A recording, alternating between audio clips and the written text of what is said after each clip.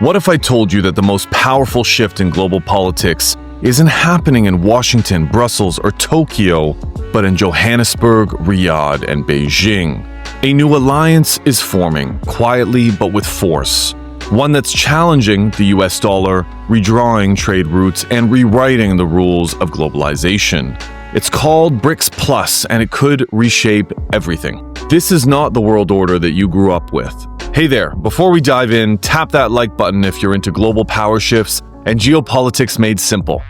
And if you want more videos like this, subscribe and hit that bell notification button.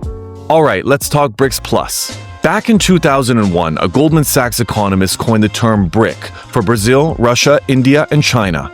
It wasn't a political idea, just a way to describe fast-growing economies.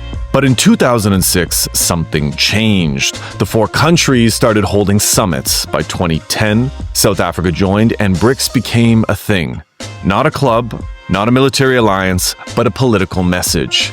They were done playing second fiddle in a world built by the West. Institutions like the IMF, the World Bank, even the UN were dominated by the US and Europe. BRICS said, "We deserve more than a seat at the table. We want a voice." Fast forward to 2023. The game changes big time. BRICS invites 6 new countries to join: Saudi Arabia, Iran, Egypt, Ethiopia, Argentina, and the UAE. This is no longer just 5 emerging economies. This is a superbloc. Together, BRICS Plus now represents over half the world's population, nearly 40% of the global GDP, and massive control of oil, gas, and critical minerals.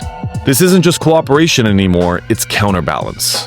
A coordinated effort to reshape the world on their own terms. Now, let's talk money, because BRICS Plus is going after the real power in global politics: the US dollar.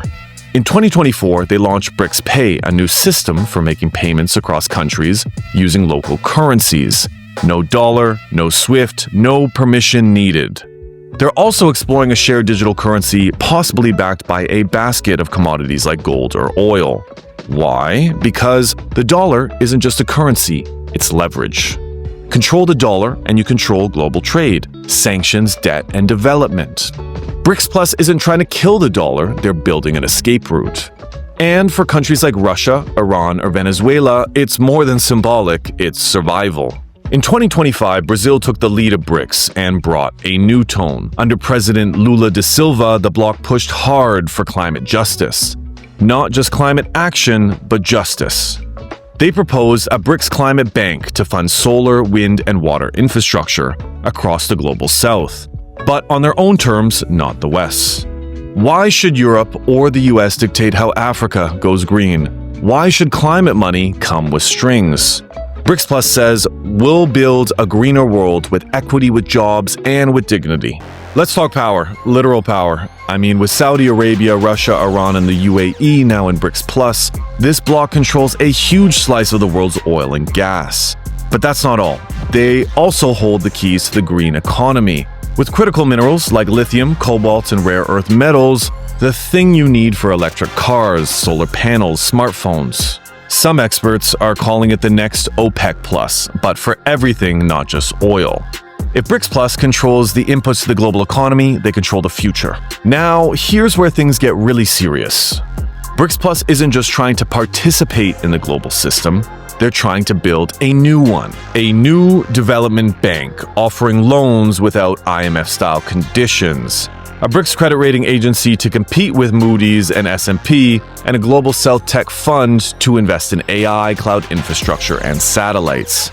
This isn't about destroying the old world, it's about building a parallel one, designed for their needs, for their growth, on their own terms. But let's be honest, BRICS Plus isn't perfect. India and China, still fighting over borders. Saudi Arabia and Iran, historic rivals. Brazil, a democracy. Russia, not so much. This bloc is diverse, that gives it reach, but also makes unity difficult.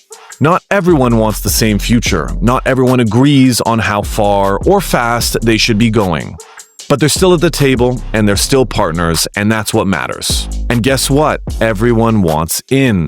More than 40 countries have applied or expressed interest in joining BRICS Plus. We're talking Indonesia, Nigeria, Venezuela, Turkey, Pakistan, Bangladesh.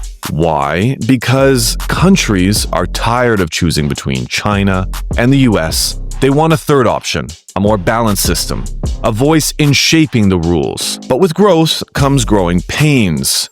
Who gets voting power? Will decisions be democratic or driven by China? The answers aren't clear yet, but the momentum is real. So how's the West reacting? Quietly, but seriously. The US is boosting ties with India and Brazil. Europe is racing to sign trade deals in Africa and Latin America. The IMF and World Bank suddenly offering better deals, more flexibility, fewer conditions. Because here's the truth. The West doesn't fear BRICS Plus military, but economically, ideologically, it's a real challenge. BRICS Plus isn't just a bloc, it's a symbol of a world that's shifting, of the global south rising. For decades, they were told to follow rules written by others. Now they're writing their own. This isn't about revenge, it's about representation. It's about a global system that includes everyone, not just a few who won World War II. So, is this the beginning of a new world order? Maybe not overnight, but something big is happening. Power is tilting, institutions are evolving, new voices are being heard.